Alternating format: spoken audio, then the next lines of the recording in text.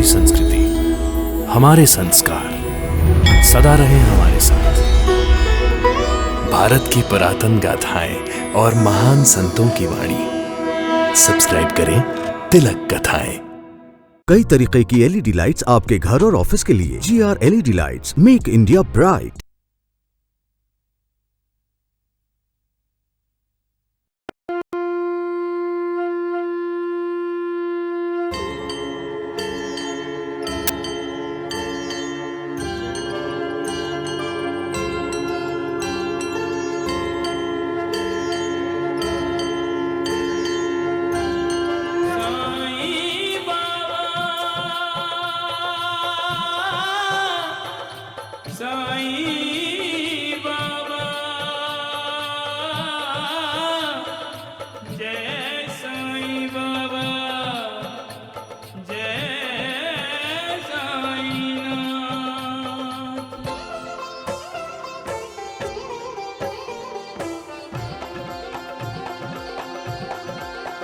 साईं राम साईं श्याम दुख भंजन तेरु नाम। साईं राम साईं श्याम दुख भंजन तेरु नाम। हे साईं नाथ तेरे आने से, हे साईं नाथ तेरे आने से हुआ धन्य ये धरती धाम धाम। साईं राम साईं श्याम दुख भंजन तेरु नाम।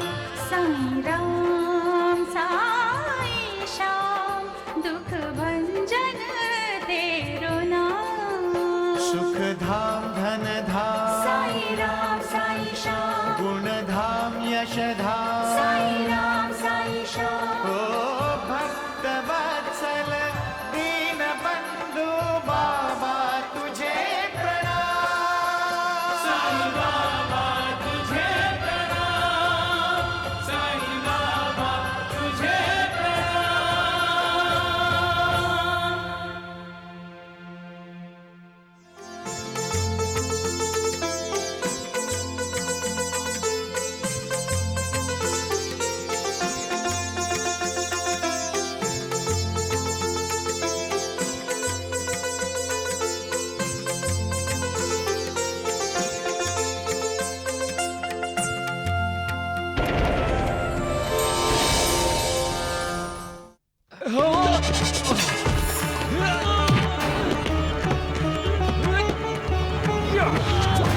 क्रोध अक्ल का भी दुश्मन है और सेहत का भी।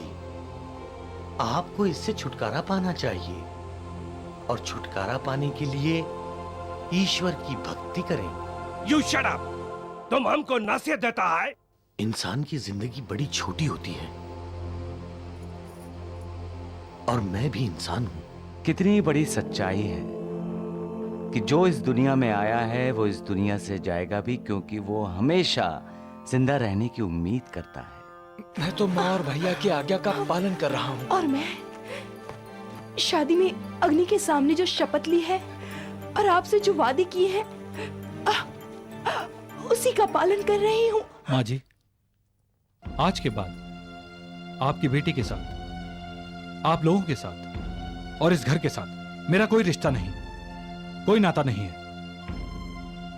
मैंने सारे रिश्ते नाते तोड़ दिए हैं। तूने मेरे बेटे को अपने ससुराल से निकलवाया ना, है ना? अब मैं तुझे तेरे ससुराल से निकालती हूँ। चल निकल, निकल अब तू यहाँ से। माँ जी मुझे मत निकालिए, मुझे मत निकालिए। पेड़ वही उगेगा जिसका बीज हम बोएंगे। धान बोने से गेहूं की फसल नहीं उगती। दूसरे के रास्ते में कांटे बिछाने वाले को कभी ये उम्मीद नहीं करनी चाहिए कि उसकी राह पर फूल फेंके जाएंगे। नहीं, कभी नहीं।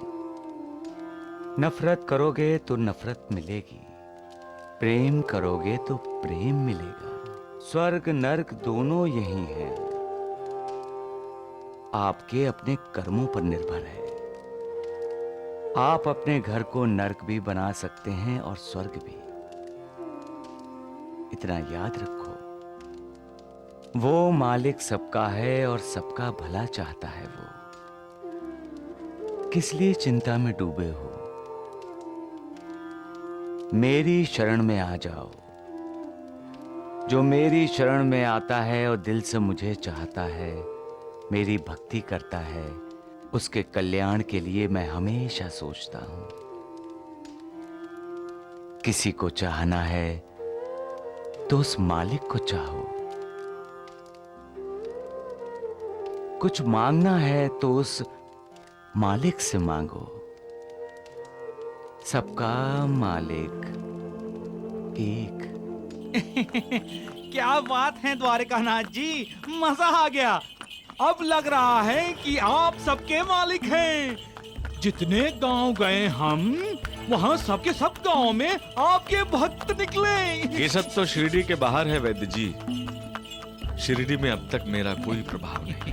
तो भगवान द्वारिकानाथ जी कृपा करके शिरडी को भूल जाइए। वो तो सारी की सारी साईं बाबा के कदमों में झुक गई है। मुझे चेतावनी अच्छी लगती है ढोंडो, और देखना एक दिन ये शिरडी भी मेरे सामने झुकेगी। जरूर झुकेगी द्वारिकानाथ जी, मुझे आप पर विश्वास है। भगवान, सुग्राम आ गया। मुझे तो कुछ नाच गाने की आवाजें सुनाई दे रही है। रुको रुको रुको, क्या हुआ?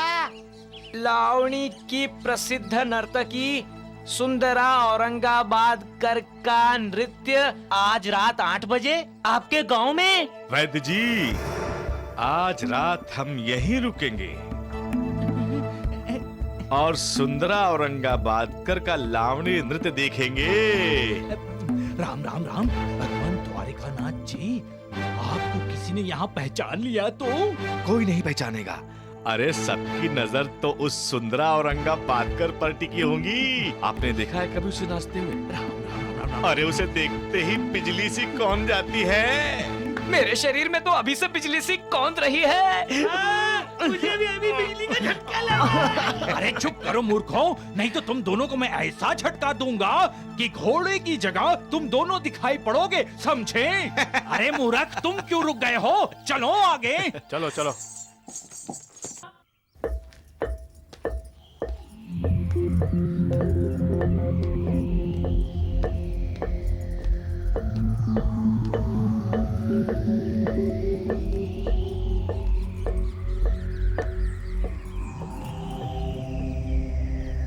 इंसान क्या कुछ करता है अपने लिए, अपने परिवार के लिए करता ही रहता है, और एक दिन सारे काम यहीं रह जाते हैं और वो यहाँ से चला जाता है सब कुछ छोड़कर, अकेला। वो जानता है एक दिन उसे मौत आने वाली है, लेकिन वो जानबूझकर उसे याद नहीं रखना चाहता। उस ठोस सच्चाई से आंखें फेरे रखता है, लेकिन जिसने मौत को देखा हो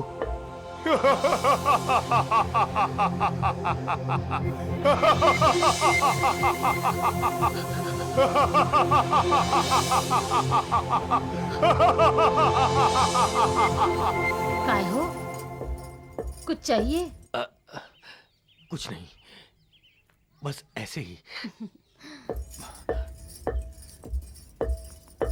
पिताजी, हिलना मत, ऐसे ही खड़े रहना, नहीं तो मैं पकड़ा जाऊंगा। हम बच्चे छुपा छुपी का खेल खेल रहे हैं। क्या खेल है? छुपा छुपी। जिंदगी भी क्या है? मौत से छुपा छुपी का खेल ही तो है।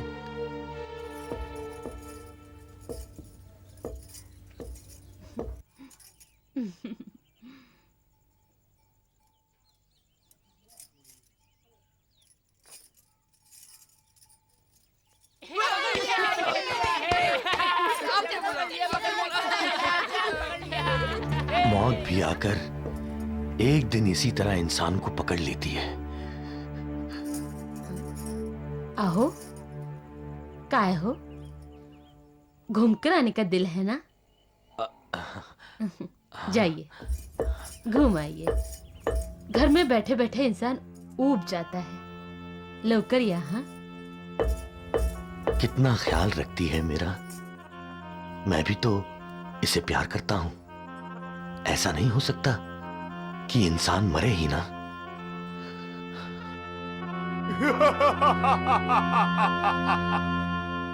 आओ कोते पाटिल, आओ।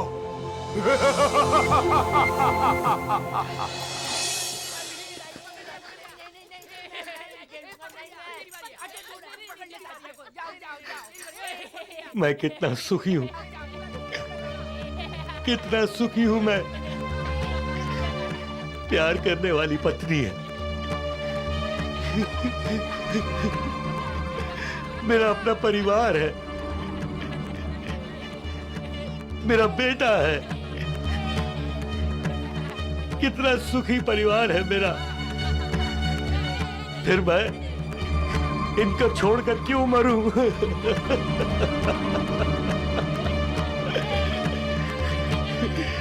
मैं नहीं मरना चाहता,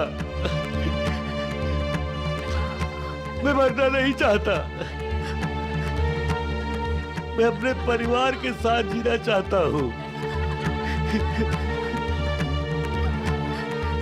भगवान, मैं अपने परिवार के साथ जीना चाहता हूं। तात्या अभी बच्चा है, कितना छोटा है वो। मुझे नहीं मरना भगवान, मुझे जिंदा रहना है, मुझे जिंदा रहना है भगवान। साईनाथ,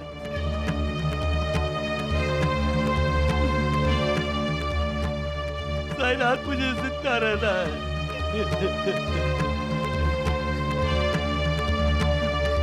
मुझे नहीं मरना है साईनाथ, मुझे नहीं मरना है, मुझे नहीं मरना है। बाबा, जन्म और मृत्यु उस ईश्वर के हाथ में है। अपने कर्म और प्रारब्ध के अनुसार ही हर कोई जन्म लेता है। अच्छे कर्म करके जो पुण्य प्राप्त करते हैं वो स्वर्ग जाते हैं और अपने अच्छे कर्मों का फल भोगते हैं। जो बुरे कर्म करते हैं उन्हें अपने कुकर्मों का फल भोगने के लिए नरक जाना पड़ता है। जब उनके पाप और पुण्य का समन्वय हो जाता है तब उन्हें मानव जन्म और मोक्ष प्राप्त करने का मौका मिल जाता है। इसीलिए तो मानव जन्म सबसे महत्वपूर्ण है, क्योंकि मोक्ष, मुक्ति पाने का साधन मनुष्य जन्म ही है। मनुष्य मुक्ति प्राप्त कर सकता है और जन्म मरण के बंधन से छूट सकता है। मुक्ति का मतलब है आजादी, छुटकारा इस शरीर से, इस जन्म मरण से। लेकिन मनुष्य फिर भी अपने शरीर से, घर से, परिवार से, बाल बच्चों से मोह करता है। इसलिए इस शरीर को महत्व मत दो, उसको प्यार मत करो, क्योंकि शरीर इंद्रियों को सुख देता है और इंद्रियों के सुख में हमारा पतन है। जितने भी दिनों के लिए हमें ये शरीर मिला है वो पूरा समय उस भगवान की आराधना में, उस मालिक को याद करने में लगा दो। मौत की फिक्र मत करो, वो तो आनी है। जो अटल है, जिसे टाला नहीं जा सकता, जिससे बचा नहीं जा सकता, उससे डरना क्यों? वो तो होकर ही रहना है, होकर ही रहेगा। तो फिर उसका अफसोस कैसा, उसकी चिंता क्यों? बल्कि इस मनुष्य जीवन का जितना भी फायदा उठा सकते हो उठाओ। इतने अच्छे कर्म करो, इतना पुण्य कमाओ, इतनी भगवान की आराधना करो कि भगवान खुश होकर तुम्हें अपने पास बुला ले, मुक्ति मिल जाए तुम्हें इस जन्म मरण से। सबका मालिक एक।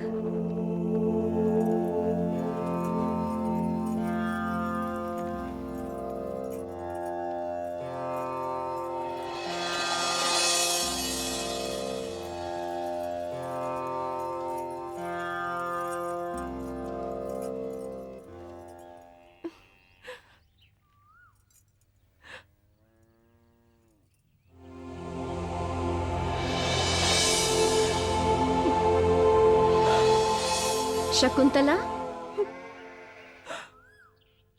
क्या हुआ? तुम यहाँ क्या कर रही हो?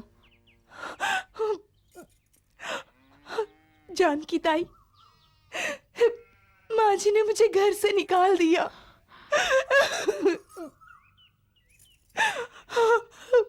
बहुत निर्दयी है तेरे ससुराल वाले। पर तू यहाँ? मैं उनका इंतजार कर रही हूँ। इंतजार क्यों कर रही है? जाओ खेत पर जाकर मिलो उससे और बताओ उसे कि उसके घर वाले कितने पत्थर दिल हैं।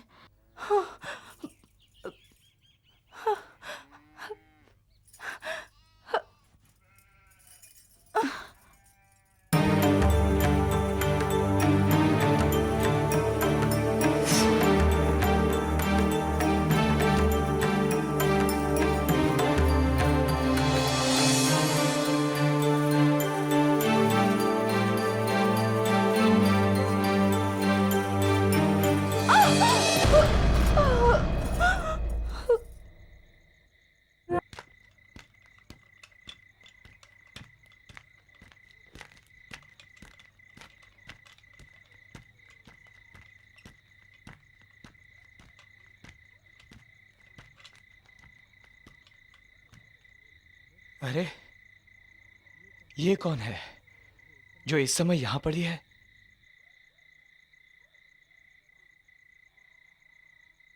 कोई है? कोई है यहां?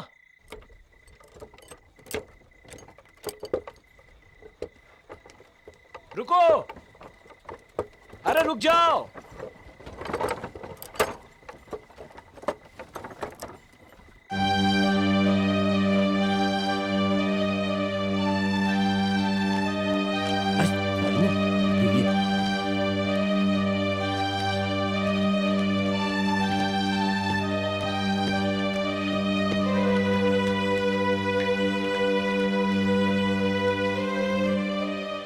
अरे जोनी, क्या हुआ डिकरा?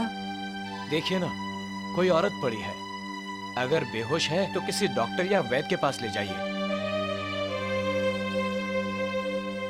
मेरे पास ये बोझ है, नहीं तो मैं खुद ही ले जाता। और आज देर भी बहुत हो गई है। घर में मेरी पत्नी मेरा इंतजार कर रही होगी। अरे सुनो, अरे सुनो डिकरा, तुम इसको जानते हो? नहीं, मैं नहीं जानता। जल्दी करो गोपाल, शकुंतला कब से राह देख रही होगी। अरे जोनी, हमें इसका मदद करना चाहिए। हाँ, आओ, आओ। अरे ये तो बेहोश है।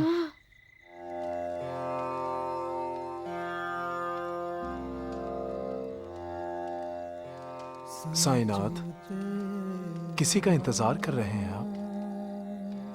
इंतजार खत्म हो गया महालसापति। किसकी बात कर रहे हैं आप? उसकी जिसने अपने विरुद्ध वातावरण में अपने दिमाग पर काबू रखा, मानसिक संतुलन खोया नहीं और भगवान पर श्रद्धा उसकी अटल रही। महालसापति जिसने अन्याय और अत्याचार सहन करते समय भी अपने भगवान पर श्रद्धा कायम रखी। मेरे उस भक्त के अब बुरे दिन समाप्त हो चुके हैं। कल का उगने वाला सूरज उसके लिए सब कुछ अच्छा ही लाएगा और जिंदगी के हर पहलू में उसे खुशियां ही खुशियां मिलेंगी। जो अनन्य भाव से मेरा चिंतन करते हैं, जो निष्काम भाव से मेरी उपासना करते हैं, जो नित्य मेरे साथ जुड़े रहते हैं, उनकी अप्राप्य की प्राप्ति और प्राप्त की रक्षा का भार मैं स्वयं वहन करता हूं। सबका मालिक एक है।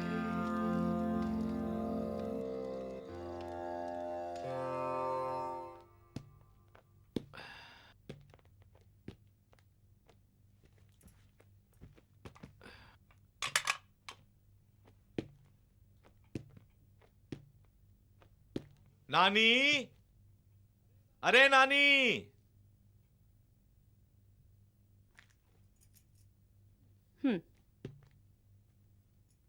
ये क्या?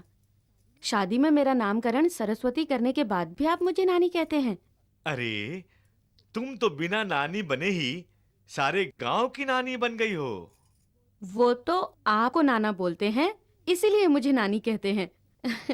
वरना मुझे नानी और आपको सचमुच नाना बनने के लिए पहले हमारी बेटी मैना की शादी होनी चाहिए। वो तो है कहाँ मैना? माँ, ये रही हमारी बेटी।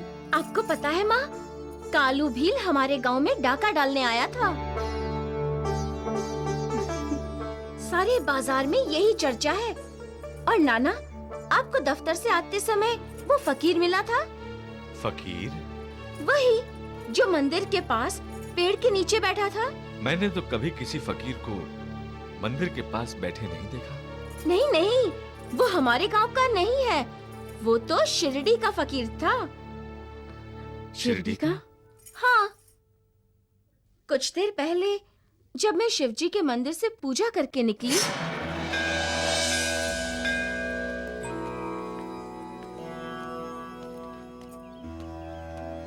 मैना, मैना बेटी, यहाँ आओ।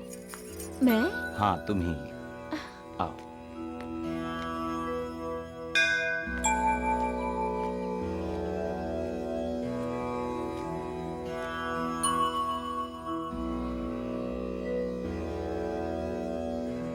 बेटी, तू नाना साहेब चांदोरकर जी की बेटी है, इसलिए एक पैगाम तेरे पिताजी तक पहुंचाना चाहता हूं। जी कहिए। नाना को कहना कब तक मुझे इंतजार करवाएगा। बार बार बुला रहा हूं उसे, लेकिन उसका मन ही नहीं करता। एक बात बताओ बेटी, तुम्हें तुम्हारे गुरुजी बुलाएं तो तुम्हें उनसे मिलना नहीं चाहिए? क्यों नहीं, मैं तो फौरन जाऊंगी। तो नाना मुझसे मिलने क्यों नहीं आता? मैं जाकर बोलती हूँ उन्हें। लेकिन उन्होंने पूछा तो मैं आपका क्या नाम बताऊंगी? शिरडी के लोग मुझे साईं बाबा कहते हैं। साईं बाबा?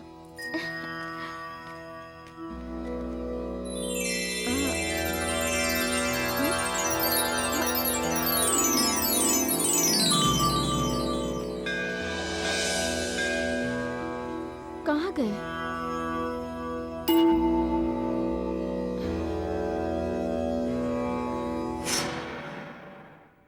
नाना, मैंने सब जगह ढूंढा साईं बाबा को, लेकिन वो कहीं नहीं थे। मिनटों में अदृश्य हो गए। अगर साईं बाबा ने आपको बुलाया है नाना, तो आपको उन्हें मिलने जाना चाहिए। क्यों माँ?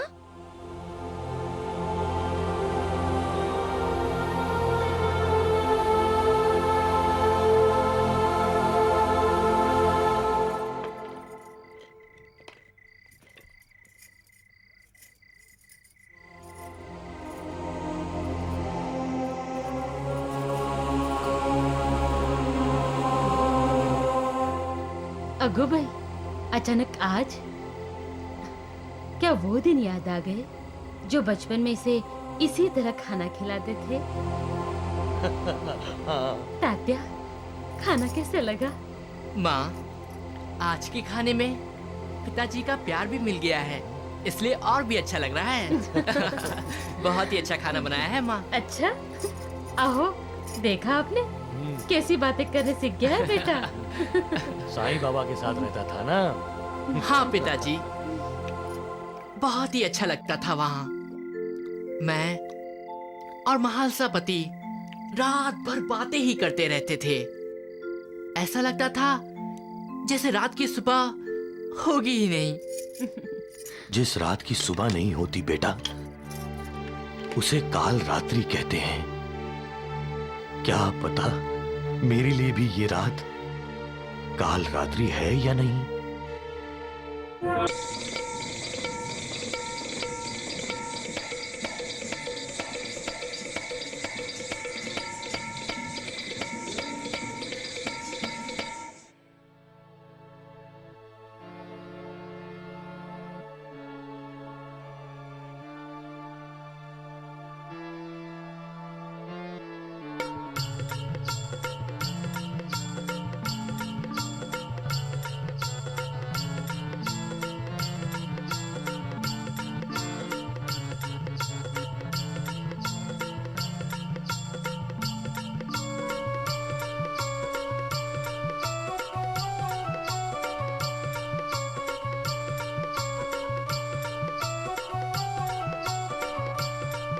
अरे लय मजा आली हा क्या मजा आला की चला चला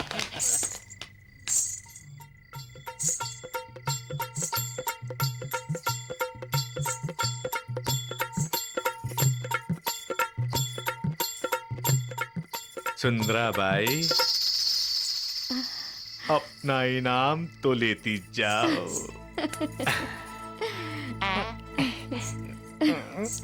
बैद जी, सुंदराबाई को शिरडी ले चले क्या? राम राम राम, लेकिन सुंदराबाई शिरडी जाकर करेगी क्या? जाल फेंकेगी अपने हुस्न का, अपनी जवानी का। किस पर? शिरडी के लोगों पर? अरे नहीं भाई, उस पर जिसने शिरडी के लोगों पर पहले से ही अपना जाल फेंक रखा है। बैद जी, आप क्या समझते हैं वो साईं बाबा इससे बच जाएगा?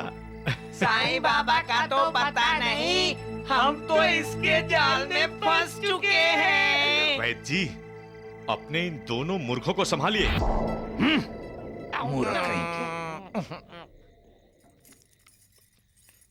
वाह, आज खाना बहुत स्वादिष्ट बना है।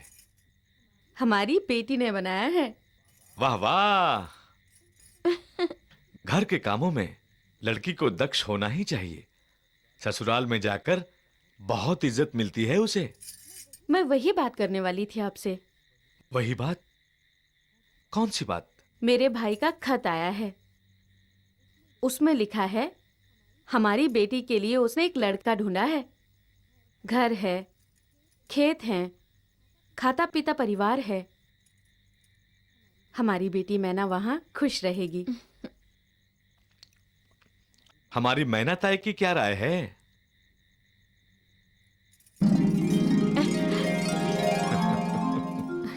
उससे क्या पूछते हो?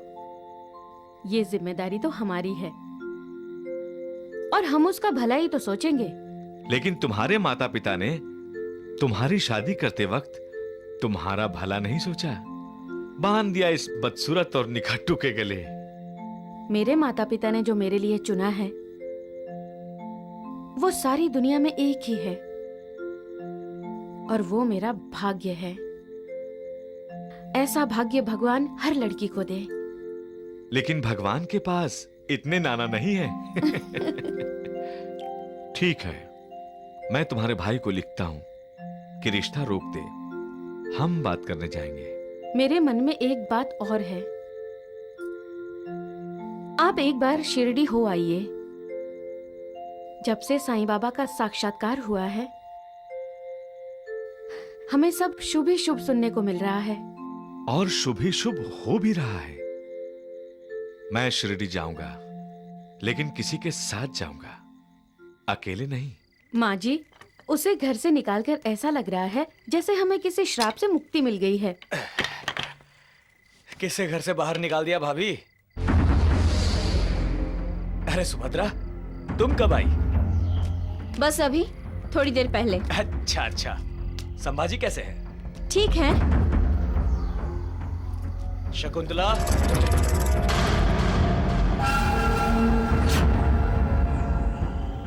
माँ, मैं आता हूँ। शकुंतला से कहता हूँ कुछ खाने को दे दे।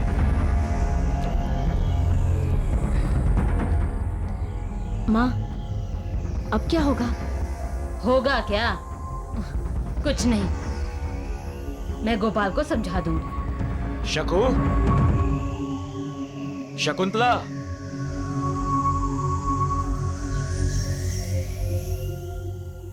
शकु, शकुंतला।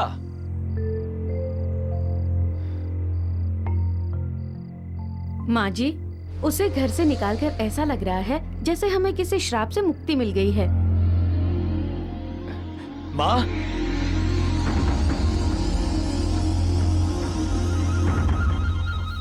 शकुंतला कहाँ है?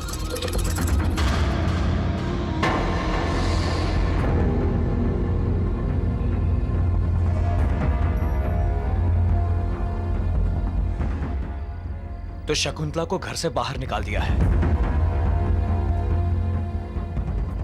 उसकी वजह से शाप से मुक्ति मिली है।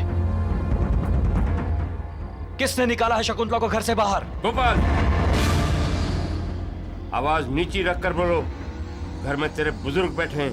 बुजुर्ग, जिनमें से आप भी एक हैं, तो आप भी इस नीचता में शामिल हो गए। गोपाल, अपनी हद में रहकर बात करो। सारी हदें तो आपने पार कर दी है भैया। आज तक मैं आपको बड़े भाई का ही नहीं, पिता का भी आदर देता आया हूं, लेकिन आपने मेरे सारे आदर का अनादर कर दिया। बजाय शकुंतला की रक्षा करने के, उसे रोकने के, आप द्रौपदी चीर हरण के भीष्म पितामह बनकर देखते रहे। उसने आपसे प्रार्थना की होगी, मिन्नतें की होंगी आपसे, अपनी मदद के लिए पुकारा होगा आपको, लेकिन आपने अपने कानों में उंगलियां डाल दी। आज अगर शकुंतला की बजाय भाभी होती और आपकी जगह मैं होता, तो क्या भाभी को घर से बाहर जाने देता? निकालने देता किसी को घर से बाहर भाभी को?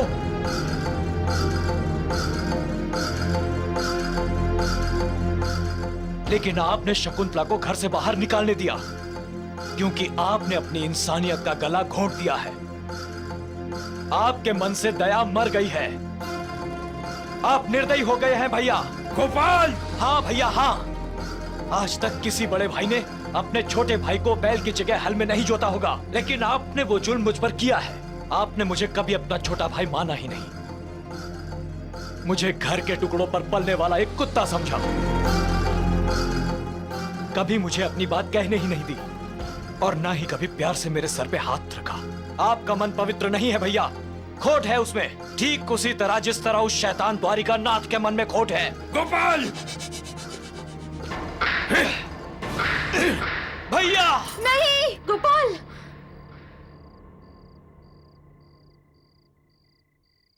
तेरी इतनी हिम्मत कि तू अपने बड़े भाई पर हाथ उठाए, हाँ? और वो भी उस पत्नी के लिए जिसने तुम्हारी बहन सुभद्रा का घर तोड़ा।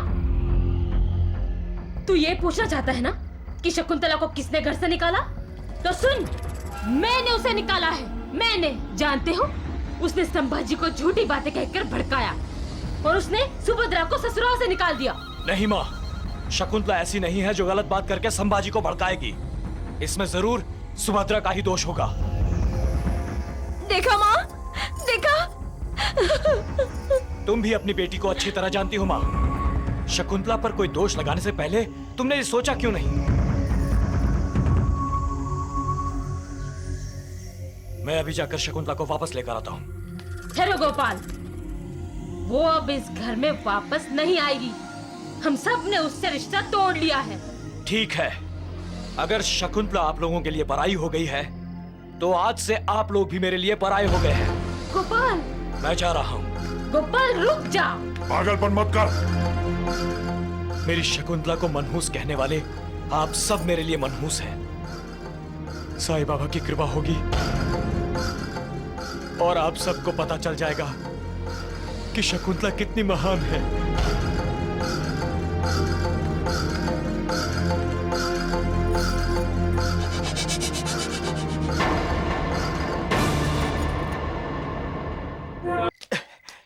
जानकी ताई, जानकी ताई, जानकी ताई।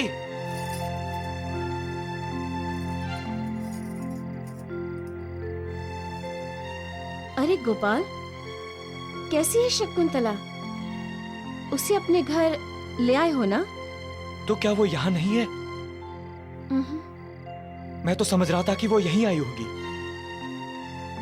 और कहाँ जा सकती है?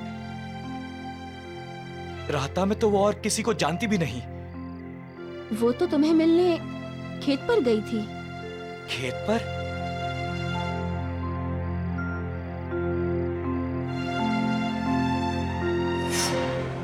अरे, ये कौन है जो इस समय यहां पड़ी है? तो क्या वो शकुंतला थी? शकुंतला ही होगी।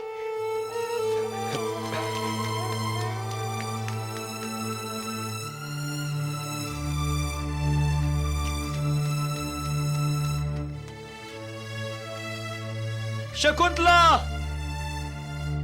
शकुंतला, शकुंतला, शकुंतला, शकुंतला, शकुंतला,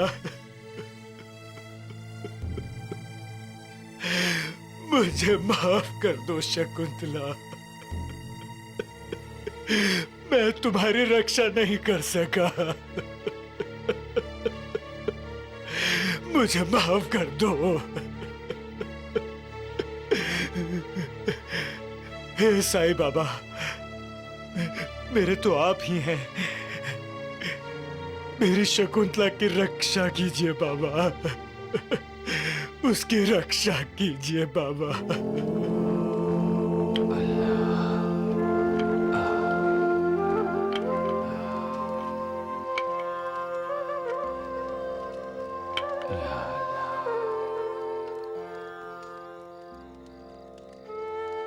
क्या सोच रहे हो महालसापति? गुरुदेव, इस समय आप ये लकड़ियां क्यों जला रहे हैं? ये सिर्फ लकड़ियां नहीं है महालसापति, ये तो इंसान के दिल में पैदा होने वाले विकार हैं, आसक्तियां हैं। इन्हें मैं इसलिए जलाता हूं कि इंसान विषम विकारों के अधीन न हो और ईश्वर भक्ति में अपना जीवन बिताए। महालसापति, देखने को मैं भिक्षा मांगता हूं, परंतु मैं भिक्षा के साथ साथ लोगों का दुख दर्द भी अपनी झोली में डाल लेता हूं। फिर भी लोगों का दुख दर्द कम नहीं होता। ऐसा क्यों साईनाथ? वो लोग शरीर को महत्व देते हैं, ईश्वर को नहीं। और इसका कारण है मन। मन बहुत चंचल होता है महालसापति। ये मन ही है जो मनुष्य को अच्छे मार्ग पर ले जाता है,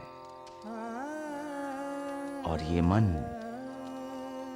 इंसान को बुराई करने पर मजबूर कर देता है। ये मन ही मनुष्य का शत्रु भी है और मित्र भी। ये मन अपने अधीन नहीं तो मनुष्य माया मोह के चक्रव्यूह में फंस ही जाता है।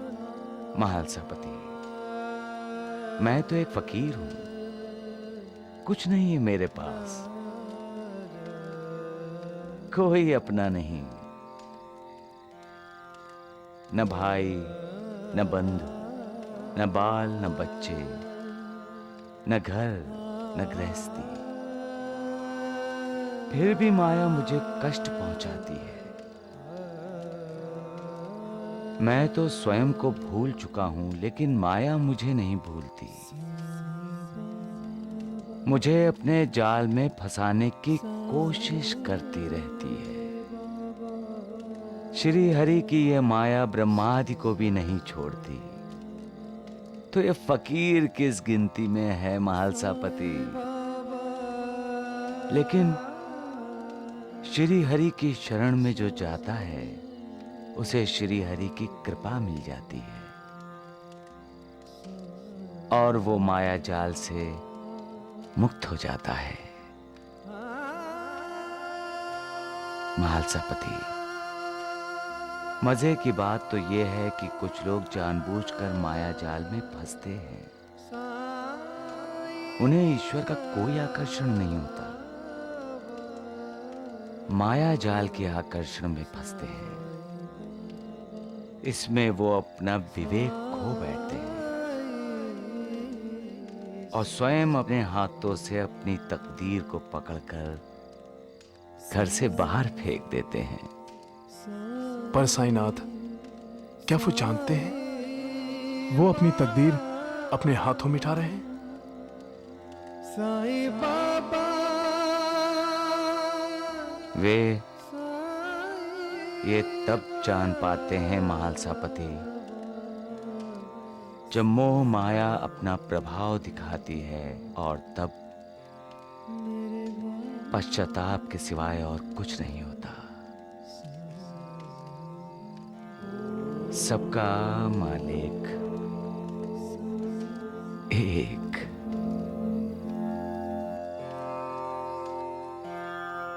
नहीं नहीं नहीं। तुम कैसी हो डिगरा?